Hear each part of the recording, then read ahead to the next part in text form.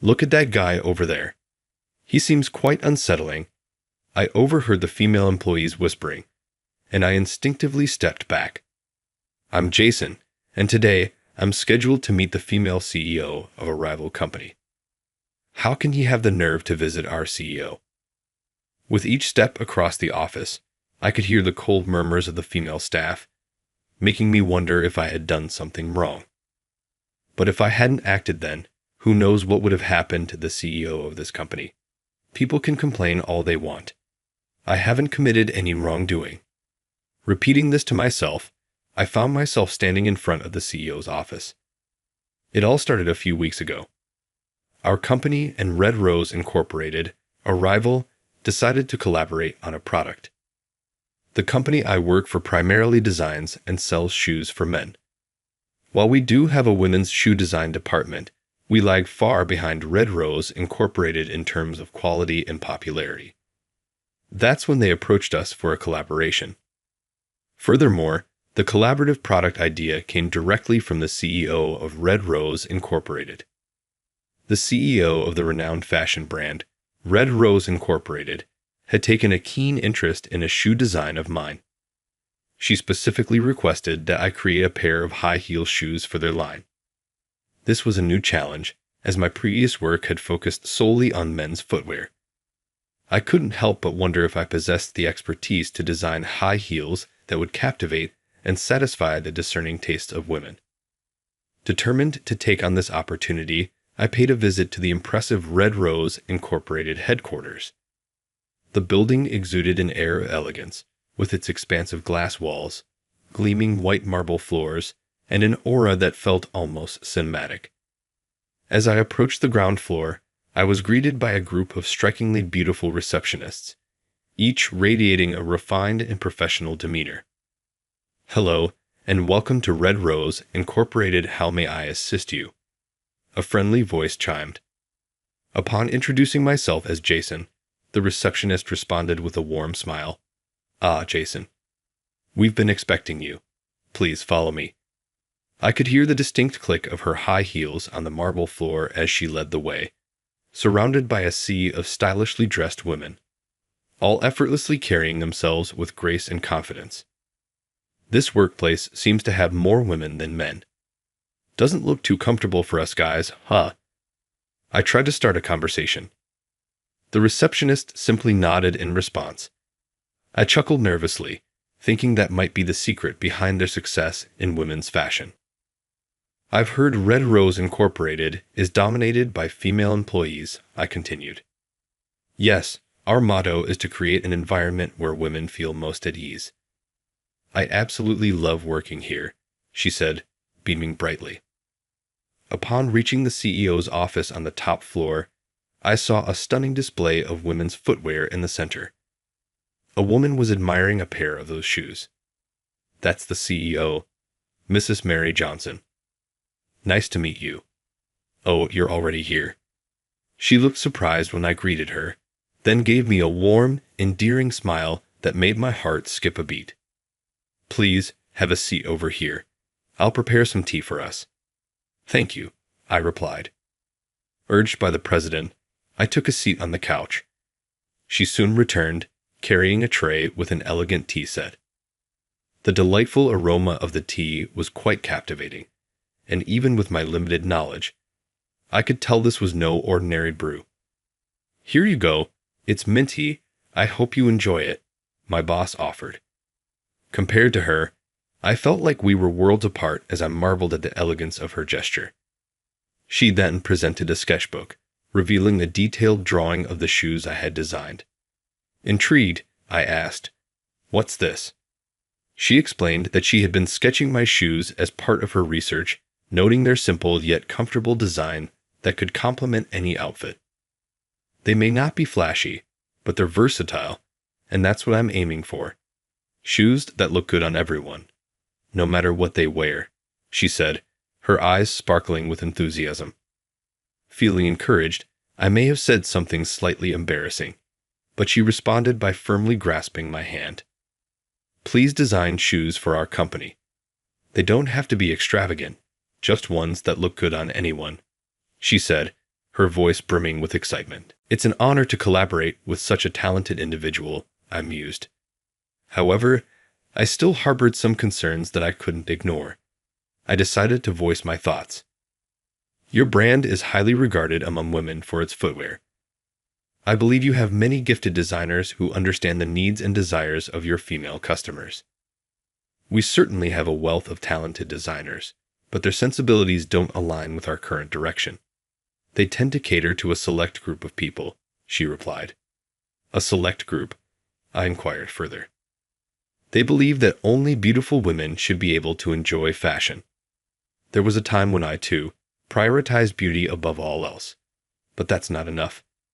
Every woman deserves the opportunity to feel stylish and confident. I recalled the fashionable women I had seen on my way to the president's office and found myself nodding in agreement. When I asked them to create shoes that would fit and flatter any woman, they dismissed the idea, saying it's the fault of those who don't make an effort to look their best. That's a rather harsh stance. I responded, feeling somewhat sympathetic towards the CEO's predicament. Regardless of one's appearance, making such a statement can be off-putting. So, what made you choose me? I inquired. Your shoes are wonderful. They possessed a charm and versatility that we've been lacking. Shoes that any woman can wear and feel stylish in. That passion of mine, which I had almost lost, has been restored, she expressed with a grin. Seeing the president's captivating smile, who wouldn't feel invigorated by such praise? Very well. Let's work together to create the finest shoes, I replied joyfully, and she beamed in response.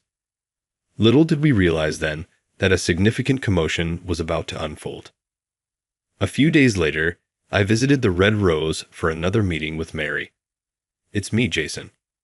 Upon reaching her office and knocking on the door, I sensed something was amiss.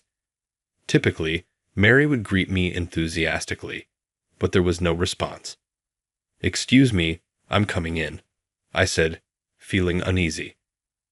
I entered her office and found Mary lying motionless on the floor. Mary. I rushed to her, but she remained still. Hoping against all odds, I placed my ear to her chest, but there was no heartbeat. I felt the blood drain from my face. My hands were trembling, but I recalled the AED training I had received during a certification course and promptly contacted the secretary's desk. Mary's collapsed. Please call an ambulance right now, and if there's an AED, bring it. I quickly instructed the secretary on the phone and tried CPR on Mary, but her heart didn't budge. Darn it! Is it too late? Sorry, I've brought it. The secretary arrived with the AED. Thank you. Mary, I'm so sorry. As I lifted Mary's clothing to attach the AED, the secretary nearby exclaimed, "Oh my," and covered her face with her hands, blushing deeply. But there was no time to worry about that. I immediately attached the AED to Mary's chest and activated it, causing her body to jolt with a loud zap. Still, there was no change. Panicking, I followed the AED's voice instructions and activated it again. After another loud jolt, Mary started breathing with difficulty. Mary, are you okay? Please don't move. After confirming her breathing, I gently covered her with my coat. Just as I was about to ask the anxious secretary if the ambulance was on its way, I heard sirens. Can you show the paramedics in when they arrive? Yes, she rushed out of the room to guide them. Later, Mary was transported to the state hospital. Mary later contacted me to say that she had a pre-existing heart condition and had collapsed after a seizure. Thanks to the quick response, she was told she could be discharged soon without any lingering effects. Hearing that, I breathed a sigh of relief. However, the next day, Jason, what on earth have you done? Waiting for me as I arrived at the office was the manager, with a displeased look on his face. I was summoned first thing in the morning and yelled at, but I had no idea what it was about. I haven't done anything. There was a request from Red Rose to cancel the current collaboration project. Is it because Mary collapsed? No, they say it's because you did something inappropriate to Mary. Inappropriate. Hearing that made me think of the previous day's event.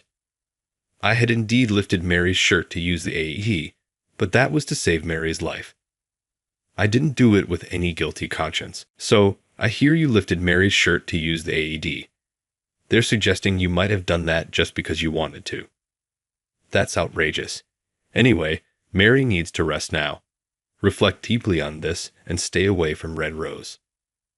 I was so frustrated I clenched my back teeth. Mary and I had gone through numerous meetings over the past few weeks, tweaking the design I came up with. To think it was all for nothing. Please, I'll do anything to avoid canceling this collaboration. Can't you help me convince them?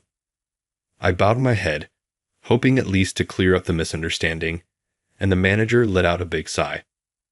What are you talking about? Even if the AED incident hadn't happened, the collaboration couldn't go on after Mary collapsed. This project needs her personal supervision. But Mary's direction is already reflected at this point. If I take the lead, understanding her will and the purpose of the collaboration, I can see it through. I remembered how she smiled when she saw my design drawings. I am sure she will be the saddest if the project falls through here. I just couldn't let that happen. Even so, it's a request from them. There's nothing I can do. This can't be. The manager turned his back on me to end the conversation. Just then, his cell phone rang. Who could that be at this time? Is it Mary? He stood up with a loud noise, taking the call in a flustered manner. Yes. So the project will continue? Correct. Understood. I nervously paced, overhearing the conversation and seeing the manager nodding profusely on the phone. When he finished the call, he turned to me with a beaming smile. It seems there was a misunderstanding. Mary just called to say the collaboration will continue. Good for you. Really? I was so relieved by the manager's words that I lost strength in my legs and sat down right there. But is Mary really okay?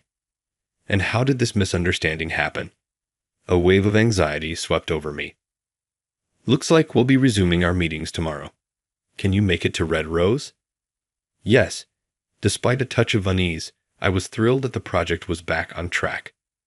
The next day, I arrived at the CEO's office as usual. I'm glad you could make it. I'm really sorry for the trouble I've caused. I had no idea my chronic condition would flare up like that.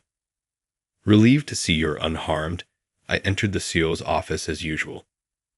Mary promptly apologized, though I felt it should have been the other way around. Despite the emergency, my actions had caused her distress. I'm deeply sorry about the incident, I said. Some employees were evidently unsettled by it. Mary's response surprised me. She seemed angry, not relieved. Upset because you saved me, she retorted, then abruptly left to summon everyone to the hall. Her typically poised demeanor had vanished. I'll be back shortly, she said, departing with a look of regret. Months passed, and we achieved our goal. We successfully created a prototype for the high heels we had been working on. Here is the paraphrased version of the given text, maintaining the same length. A captivating wine-hued color caught Mary's eye as she gazed upon the shoes displayed. They're simply stunning. I've always dreamed of owning something like this, she sighed wistfully. Mary's passion for footwear was no secret. That day, she swiftly convened an urgent staff meeting to address the misunderstanding regarding the AED matter. She clarified that I had not acted with any ill intent in lifting her clothing. To my surprise, several employees later approached me to offer apologies, and I was relieved that the confusion had been resolved. They were probably just envious of your talent, a colleague remarked. Do you really think so? I wonder if I'm truly talented enough to be the object of envy. Mary pondered aloud. I can't say for certain, but what I do know is that shoes must be designed with the wearer's needs in mind. Perhaps they simply fail to grasp that essential principle. I then offered, would you like to try on the prototype? It appears to be the perfect size for you. Mary's face lit up at the suggestion. She slipped off her black heels and stepped into the wine-red high heels on display. Wow, these are much more comfortable than they look, she exclaimed as she walked around the room. Watching her gracefully navigate in the high heels, I felt a sense of satisfaction that this project had finally come to fruition. We can face and conquer this challenge as a united front. My desire is to witness her joyful expression more often.